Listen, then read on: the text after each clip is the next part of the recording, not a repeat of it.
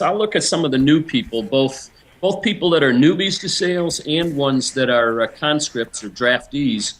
I would probably say that the vocal filler and selling past the close are probably two of the ones that people that are new to sales, and like the fact that people feel they have to be talking, that they feel that when they're newer to sales.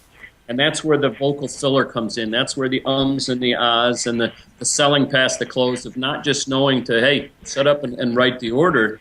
That happens a lot in the beginning. And you had mentioned the idea of contact without purpose.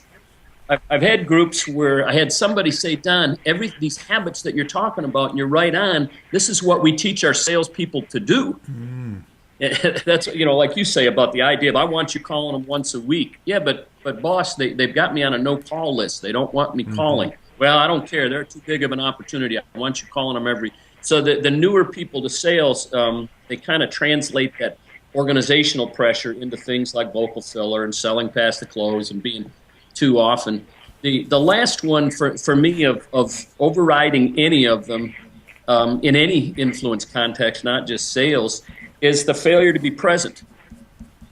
I think more than anything else, what we suffer from, any of us, whether you're talking about parents of 3 children or a life partner to someone or trying to sell something, is we do exercises in our workshops where if you and I are talking, we each have a little card that you can hold up that says out. So when you mentally check out, you hold it up. And you can put 2 together and say, tell each other about your first sale.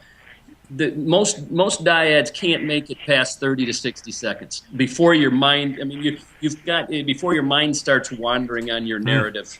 That's interesting. So if people ask me, they say, what's the one thing I can do? It to me is to learn to be present, because everything happens. You don't have the long opportunities to let's go do a round of golf and get to know each other and let's spend several dinners together. You don't have that opportunity in a lot of cases.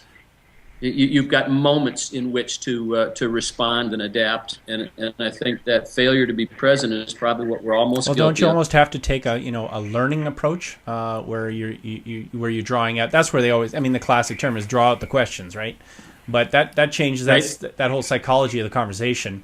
But obviously, if you're dealing with somebody that's sitting there thinking, why should I be telling you all this information already? It's a tough. You're kind of in a bit of a dichotomy there. What do I do, right?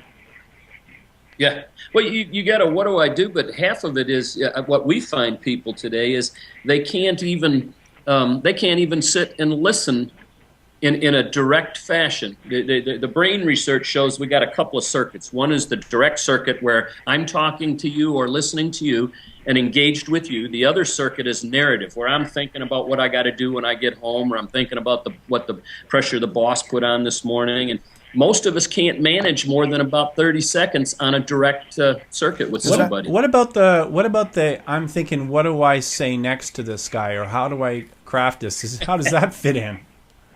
Yeah, that fits in that instead of listening to you, I'm like you say, it's kind of a second level of listening. Third, the worst listening is where I'm ignoring you, and we do that at home when we have the remote in our hand, watching the Wings and Edmonton and the second level is where we are. It's kind of a filtered listening where we're simply we're recording what they say, and we're thinking of our response. How many times have you had your girlfriend, wife, what have you, say, well, wait a minute, did you hear me? And you can replay everything they said. You can say, yeah, sure I did. And you can repeat every word back to them, but you weren't paying attention to it. You were simply recording and thinking of your next response, as opposed to the best level of listening is where I am taking in and considering what you're saying without thought of response, without thought of some other activity, simply actively listening. You bet.